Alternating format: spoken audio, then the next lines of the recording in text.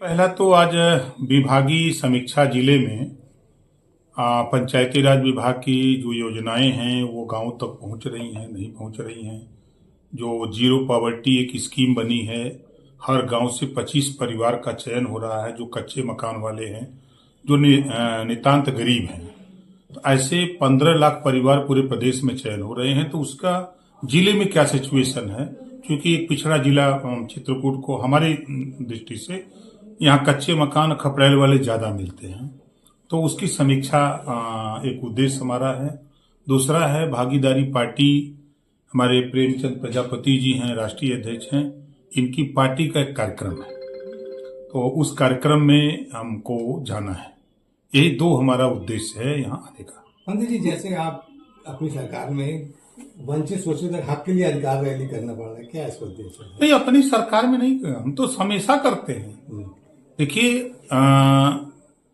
हम कांसीराम जी के चेला हैं। जब मंडल कमीशन लागू करने को हुआ तब भी हम 15 दिन कचहरी में बैठ के धरना दिए। 27% रिजर्वेशन लागू हुआ, तो जो अति पिछड़े समाज के लोग हैं, नाई है, गोंड है, पाल है, प्रजापति है, बिंद है, केवट है, मल्ला है, राजभर है, चौहान है, पिंड है, बंजारा है, बहलिया है, खनहार है, जुल्हा है, दुनिया अंसारी, साईं दर्जी फकीर, जो अति पिछड़ी वंचित जातियां हैं, ये जातियां 27% रिजर्वेशन का लाभ नहीं पा रही हैं, और 22.5% में भी जो कमजोर जातियां हैं वो लाभ नहीं पा रही हैं, जिसको सुप्रीम कोर्ट ने अभी कहा कि कोटे में कोटा, मतलब कि बांट करके सबको आरक्षण दिया जाए। तो इस बात को लेकर के हम लड़ते हैं। देश के प्रधानमंत्री माननीय नरेंद्र मोदी जी ने रोहिणी आयोग का गठन किया, उसका भी उद्देश्य 27% आरक्षण को बांट करके देना है। और उत्तर प्रदेश में पूर्व की सरकार में मैं मिनिस्टर था, जब 2001 में माननीय राजनाथ सिंह जी मुख्यमंत्री थे, तो उन्होंने भी हुकुम सिंह जी के नेतृत्व में सामाजिक न्याय कमेटी बनाई थी। रिपोर्ट आई, जब हम सत्ता में आए तो उसको लागू करने की बात आई, तो हुआ कि रिपोर्ट पुरानी है।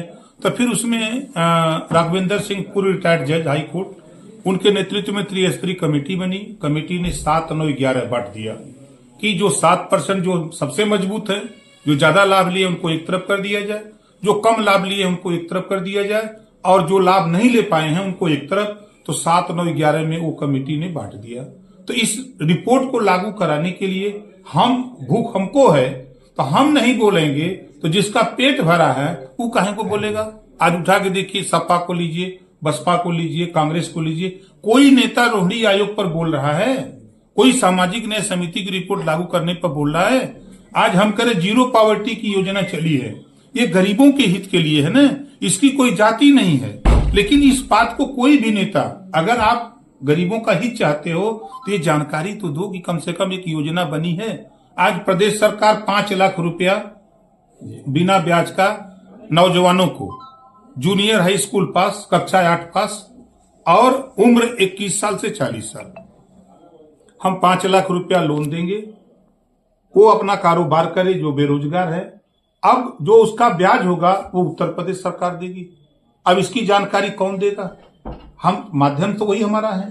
दूसरा, आप देखिए, देश के प्रधानमंत्री जी ने सूर्य घर मुफ्त बिजली योजना एक स्कीम चालू की, लेकिन आज धरातल पर उसकी जानकारी नहीं है।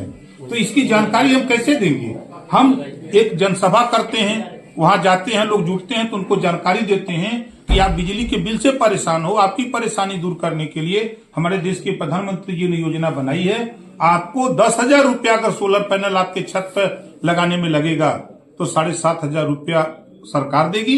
2,500 रुपया लगा के अपना सोलर पैनल लगा लो, बिजली फ्री जलाओ, बिजली का बिल नहीं देना है।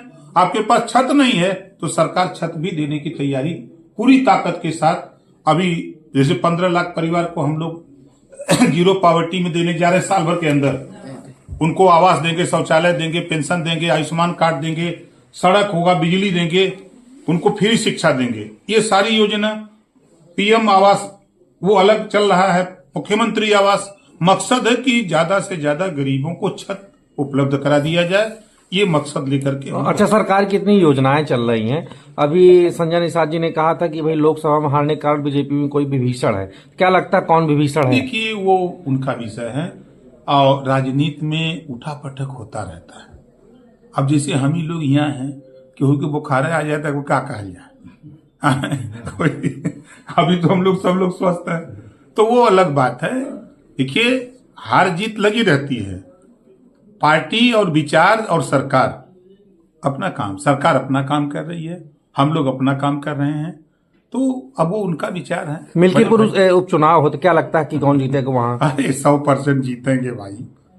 आप देखिए, अब आप वहां के सिचुएशन, हम तो वहां 2 सभा कर चुके, मैं खुद, हमारी पार्टी का भी जो वहां टीम लगी हुई है, वहां आप देखिएगा आप लोगों की स्क्रीन पर 8 तारीख को जब रिजल्ट आएगा तो एनडीए गठबंधन का प्रत्याशी बड़ी ज्यादा वोटों से जीतेगा, ये जान लीजिए। अखिलेश यादव ने मिल्कीपुर चुनाव को लेकर के कहा है विदेशी मीडिया को आमंत्रित किया है अभी।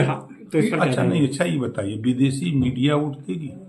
आप ही यहां से चित्रकूट से वहां जाएं तो आप वोट देंगे? वोट तो जनता को देना है ना। जनता की नब्ज जो हमने वहां टटोला है, जो देखा है, लोग मन मिजाज बना लिए हैं। देखिए, हम अगर अपनी भाषा में कहें, आप वोट के मामले में देखिए, जनता को विकास रूपी दूध चाहिए, तो उसको जो है विकास रूपी दूध सरकार के साथ मिल सकता है। तो सरकार तो दुधारू गाय लेके घूमाता है, इस विरोधी लोग ठाठ गाय लेके घूमाता है, तो ठाठ गाय दूध दे ही नहीं। मंत्री जी, उनका उद्देश्य ये था कि विदेशी मीडिया रहे कि निष्पक्ष चुनाव हो सके जो भी, इसलिए। अच्छा ये बताइए कि कभी जो सीटें वो जीत जाते हैं वहां वो धांधली करके जीतते हैं? अभी पूर्व की 9 सीटों पर चुनाव हुआ, 2 सीटें वो जीते। उन्हीं से पूछिए, कभी उनके नेता मिल जाए या वो मिल जाए कि 2 सीटें आप जीते हो तो धांधली करके जीते हो?